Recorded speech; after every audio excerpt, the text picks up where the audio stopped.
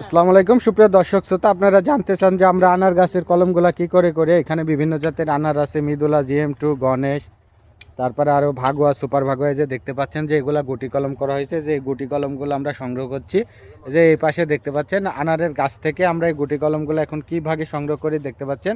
এটা পূর্ণ ম্যাচিউরড হয়ে গেছে, এখন এই যে এই ভাগে কেটে দিয়েছি, কেটে গুটি কলমগুলো আমরা সংগ্রহ করছি, ওইগুলো আবার জিও ব্যাগে দিব। এই যে এগুলা দেখতে পাচ্ছেন অল্প কিছুদিনের মধ্যে প্রত্যেকটা আনার গাছে কুশি ফেটে আগের চাইতে বেশি সুপালো হয়ে যাবে। যে দেখতে পাচ্ছি ভাই, একটা কেটে দেখেন তো কি করে কাটতে হয় আনার গাছের গুটিগুলা। দেখেন, দেখতে পাচ্ছেন যে দেখেন আমরা সাইন দিয়ে যে কেটে ফেলছি কত সুন্দরভাবে সহজে। যে এগুলা কেটে ফেলছে, এগুলাতে আবার দেখা যাচ্ছে 1 থেকে 1.5 মাসের মধ্যে এর চাইতেও বেশি সুপাল হয়ে যাবে, ফল ফুলে ভর্তি হয়ে যাবে। আপনারাও চাইলে আপনার ছাদ বাগানের আনার গাছগুলো এভাবে গুটি কলম করতে পারেন, অথবা এভাবে কেটে দিয়ে হাটপুনিং করে গাছগুলা ঝোপালো করে নিতে পারেন খাটো বনসাই কোয়ালিটির। যারা আমাদের ভিডিওটা দেখছেন সবাইকে আন্তরিকভাবে ধন্যবাদ এবং অভিনন্দন।